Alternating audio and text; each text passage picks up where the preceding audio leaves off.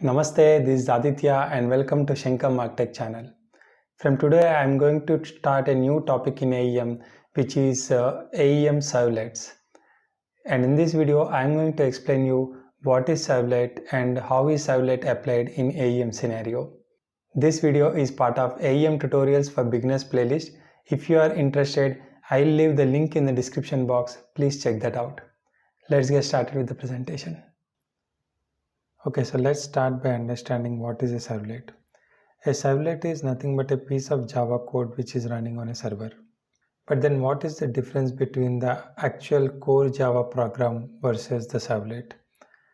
Okay, so if you see the core Java program, we all know that the execution of the code starts from the main method. Right, so if you want to understand what the Java application is doing, you always refer to where is the main method. And from the main method, you understand line by line, you debug line by line, and then you understand what the application is doing. But this servlet architecture is a bit different. It is used in the client-server kind of architectures, okay, wherein the client requests for some code to be executed, and then that piece of code alone gets executed and it sends the response. So the execution of the code in this case is not triggered from the main method, but it is triggered by the request that is being sent by the client. So to understand what this application is doing, for example, a web application is doing, you need to understand what requests the client is sending and what responses the server is giving. And that's how you can understand this client's server architecture. And our servlet or a piece of Java code is executing on the server. So how does client request for anything? So the client request will be in the format of a URL. Okay, it will give the domain name /path. This domain name is used to resolve what is the server IP address. And then the request goes to the server and it uses this path to identify which script to execute, which piece of Java code to execute. And the response will be sent like this in a HTML format, or it can be sent in a JSON format, or it can be sent in a text format, or it can be sent in any other format which client is asking for. So at the end of the day, what we need to understand is the request is being sent by the client in this format, and accordingly the server will execute the code and it will give the response. So now let's try to understand what are the internal processes which are happening in the server. Okay, so to understand how this particular response is being generated. Okay, so the server which we are talking about, it is also called as servlet container. And it is also called as application server or app server. Or it is also called as, for example, Tomcat server. So there are multiple names used for this servlet container. All it means is that it contains multiple pieces of the Java code or Java classes available in itself. And once the client sends for the request, following processes would happen. The first step would be loading an instantiation, which means that the servlet code or a piece of code which has to be executed first has to be created, right? The object has to be created out of that class, which means to say that we always give the class name space variable name equal to new class name and create an instance of that class, right, or an object out of that class. So that is the first step, to create the object out of the particular piece of code or a servlet. Okay, so that will be the first step. So the next step would be init or initialization. So there will be certain one-time activities which has to be done, like for example connecting to the database. Okay, so once the request comes for the first time, we connect to the database. Then again, whenever the request is coming, we always need not open that connection, right? So we can just open it once and keep it ready for the other requests, right? So in that way, there are certain activities which has to be performed when we are actually initializing a servlet or starting a servlet. So those methods or those activities will go as part of this init. Then after the init is done, then the servlet is ready for accepting the request. So whenever the request comes, the request will go to this service method, and this service method is the one which actually invokes the method. Okay, so client while calling the server, it also will tell us which method it is calling. Like for example, is it using post method? Is it using get method? Is it using put method, delete method? So these are the kind of methods which are there, which client can use to call the servlet. Okay, so accordingly, that method will be sent to the service. And it is the job of the service to actually call that relevant method. Like for example, if we are passing the post method, what is the related method for that post? The service method will call that method. If we are passing the method as get, then what is the method that should be called if the get is the method which is being called by the client? So that particular method will be called by the service method. And finally, when the job of this servlet is done and there are no more requests to serve, then we can call the destroy method and end it. Okay, so who is handling all these activities? Who is responsible for handling all these activities? It is the servlet container.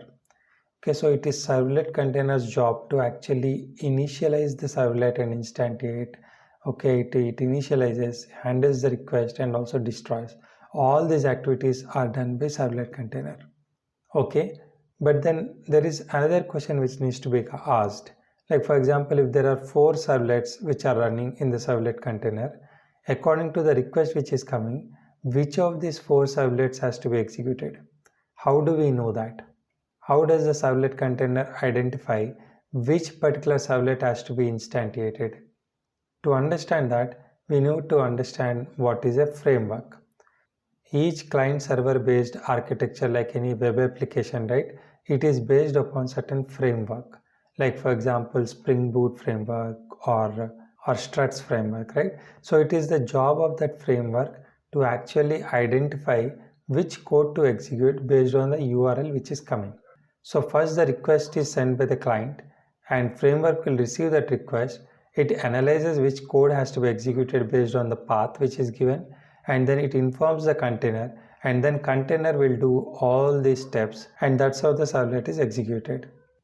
So all this we talked about a normal servlet or a normal web application, but in our AEM case the scenario is a bit different. It's not like this. It's not that the client gives the request like this and Sling framework will directly start executing the steps. So it's not like this. So let us try to understand what exactly happens in AEM scenario. In AEM scenario, there is an extra layer called OSGA framework. Okay, OSGA framework is used to manage various packages.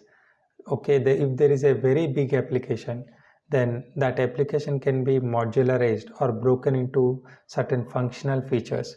Like for example, the application might be broken up based on the product lines, or the application might be broken up based on the regions, like for example North America region, Europe region. So any logical partitions we make, and for each of those modules we create a different packages, right? So that is the first step which we do, and to manage all these packages we use OSGA framework, right? So whenever the client sends a request, the first request which goes is to the OSGA framework, and then the OSGA framework will ultimately pass on the request to the Sling framework. So let's try to understand how this servlet is working in the OSGA and AEM scenario. Okay, so let us suppose there are 3 packages, package 1, package 2, package 3. So what happens is all these packages are being deployed into our OSGA framework, right? So that would look something like this. So like this, right? So we deploy multiple packages like this. So all these packages are managed by the OSGA framework.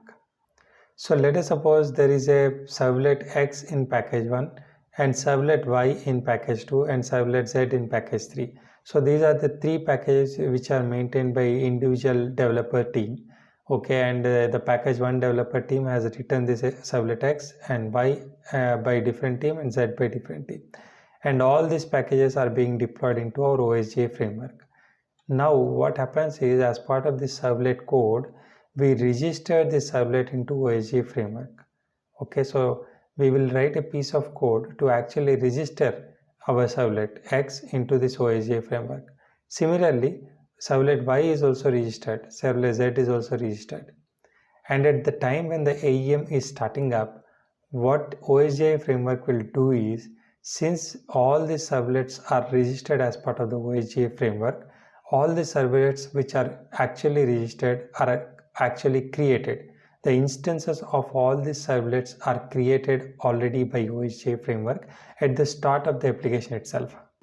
So it will create the objects related to all these servlets and keep it ready.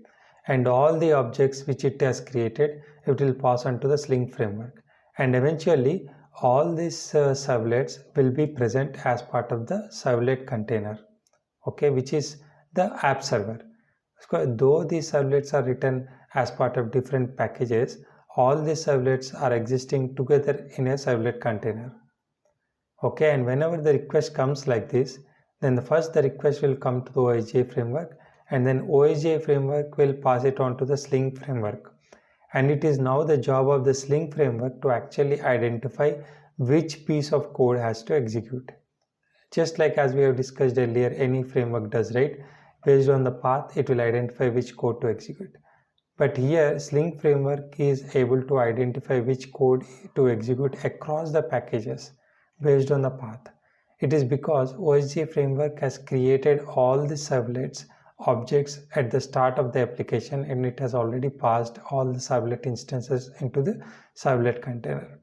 So in a simple servlet model, the creation of the servlet class, initialization, execution, everything is done by the servlet container. But in our AEM scenario, it differs a bit, that the creation of the servlet object is done by the OSGI framework, and the execution and the resolution of the servlet, like which servlet to execute, is done by the Sling framework, and actual execution of the servlet is done by the servlet container. Like servlet container will actually initialize and it will execute the methods, and it may also destroy the servlet. But creation of the servlet or creation of this object will be taken care by the OSGI framework. So that's the only difference in the flow which we need to observe. So now let's see the code and try to understand how exactly we'll register this servlet to the OSGI framework. The code looks something like this. So this is the simple boilerplate code which we use to start any servlet. Okay, so let's try to understand the syntax. Okay, these are all import statements. I'm not focusing on this much. Okay, but the actual stuff starts from here. Okay, so this line number 16, this is the place where the annotation is given, like @component. So @component is a OSGI annotation. Okay, so which indicates that this is a OSGI component. Okay, so this is a OSGI component. That's what we are saying, and it is of type servlet. Okay, so this is how we register a particular piece of code as a servlet in OSGI container. This is how the OSGI container knows that this piece of code is a servlet. Okay, so then the second step which we do is, any servlet has to be identified uniquely with the path which is coming, right? As we have seen in this example, client gives us the path, and Sling framework should identify somehow which servlet to execute. So in AEM scenario, how does it identify? So it is based on these three things which it will identify. So first is the resource types. Okay, so we give the resource type, and then the selector, and then the JSON. So based on these three parameters, it will identify which servlet to execute, which means to say that there could be another servlet which has the same resource type and same selector but a different extension, like instead of JSON it could be text, and that servlet is considered different when compared to this servlet. Okay, both will be considered as different. Okay, and based on the extension which we are giving, if it is JSON, it will execute this servlet, and if it is .txt, it will execute another servlet. So these three things are mandatory to be given to be able to successfully register a servlet into the OSGI framework. Okay, so after this, we need to define what is the method which we are using. As we have discussed earlier, these methods could be get method, post method, put method, delete method. These are all the out-of-the-box methods, HTTP methods which are given. So we use any of these methods to actually trigger the servlet, because here in using AEM we are trying to develop a web application. Okay, So this is how we register the servlet into the OSGI framework. Now the registration is done. So now we have to actually define the class. Okay, so now with this class my servlet, okay, this is the name which I have given for my servlet. Okay, and this extends from the Sling all method servlet. Okay, so there are two types of classes, Sling all method servlets and Sling safe method servlets. Okay, so there are two types of classes. Let's try to understand what are these. Okay, so if I just Google for this Sling all method servlet, and if I just go into this, so here the explanation is given that this Sling servlet, this class extends Sling safe method servlets. Okay, so I am on the Sling all method servlet. This is the extension of Sling safe method servlet. So to understand this servlet, I will have to see what is this safe method servlet. So I'll just open this safe method servlet, right? So here it is telling it is a base class for read-only servlets used in Sling. So what is read-only? Which means that if you have any like get operation, and if you don't want to do any changes to the database, or if you whatever request you are sending, it need not do any persistent activities on the database or any changes to the database, then it is read-only. So maybe you can just get some data but not post, put or delete. Okay, so that is read-only. So those read-only kind of methods are supported by this Sling safe method. So if you want to just use the get method, you can extend your my servlet and extends and say Sling safe method servlet instead of Sling all method servlets. Okay, so Sling all method servlet, all methods is supported, even post, put, delete are supported. But in safe method servlet, only get method is supported because it is read only. Now if we observe, the Sling safe method servlet is also extended from the Sling servlet generic servlet. Okay, so to understand this slave servlet method clearly, we need to understand what is this generic servlet. Okay, so let's try to check what is this generic servlet. So this is the generic servlet, and this is where all this init method and service method and destroy method are actually present. And as we have already discussed the flow, first the init method will be called and the initialization is done, and then the request goes to the service method, wherein based on the method type, whether it is post method or get method, the respective method name will be triggered, right?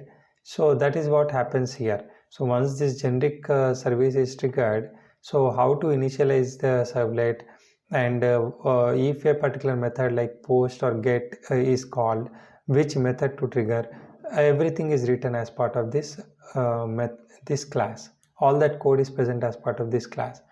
And as part of this slave safe Sling method servlet, only do get method exists. Okay, this is just do get method, and do post, do put, do delete do not exist. And as part of this all Sling servlet, Sling all method servlet, we also have do post, do put and do delete apart from do get. Okay, so now what we are doing here in our code is this my servlet, we are extending it from the say Sling all method servlet, which means that this Sling all method servlet, as we discussed, has contains the methods called do post, do get, do put, do delete, all that we have. Okay, so now we get an opportunity to actually override the method which is already there, right? This Sling all methods already has this do post method, but since our servlet is extending from the Sling all method servlet, we can override this method which is existing in the Sling all method servlet, and we can define our own definition here. So ultimately this is how the flow works. So first all the servlets are registered to the OSGI framework, and OSGI framework, while the start of the server, will create all these servlets and pass it on to the servlet container, and whenever the client sends the request, it goes to Sling framework, and Sling framework will identify which servlet container to execute, and that servlet container either extends Sling all method servlets or Sling slave method servlet, just as we are doing it here. And this class in turn is extended by this servlet. So it goes to this servlet. Here we have the init method, service method and destroy method. So this init method is called and this service method is called, and based on the method type, whether it is get or post, the relevant method will be triggered, and that trigger comes on to either this class or this class, and ultimately it comes on to this class.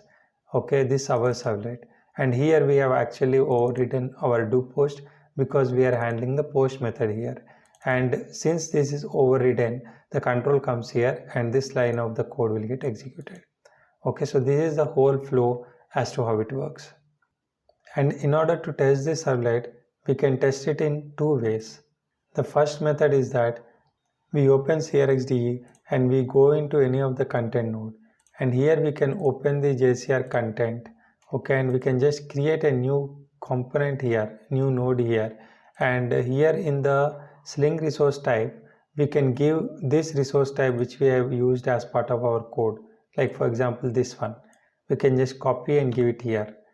And if we just load this page, like if we just create and edit this page, this particular code gets triggered, right? This particular page will get opened, right? So the control comes here and it will see what all components are added here in this page. So it will execute one by one component, and it will also come to the component on which our Sling resource type path is given. So from here it identifies which servlet to execute based on this path which is given. If it matches with this path whatever we have given, then it gets executed.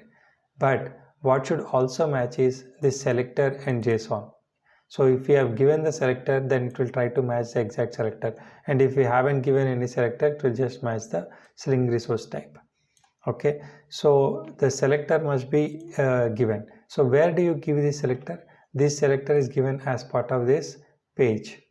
Okay, so while we are opening this page, instead of giving this en.html, we actually say here that this is my servlet, right? So we just say here dot my servlet.html.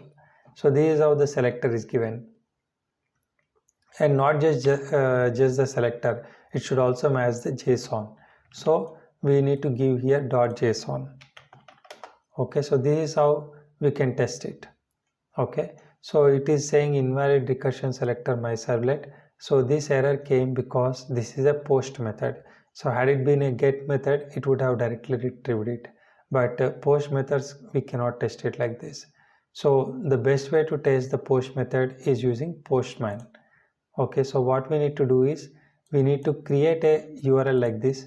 Okay, so this is our URL en. Till en it is same, whatever we have opened here, the same URL I just copy here and paste it into the postman. Okay, so then I need to do the authorization. I can select it as basic, and I just give the user ID password which is admin and admin, and I just click on the send.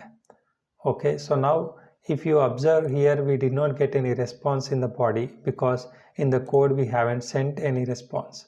But if you see here, the response is 200, which is okay, right? So the call is successful.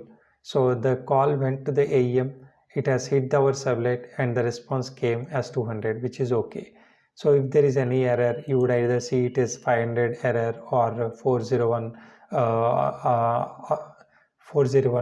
not authorized, something like that. If you are seeing 200, then the request and response both are successful. That's what it indicates. So to actually test whether our code has been triggered or not, what we'll do is we'll just go into this logging, and we'll just create a log. So I went into system console Sling logs. So what do I need to do here is I need to create a debug logger. I'm putting the log level as debug because here in this code I have used debug loggers to actually log, right?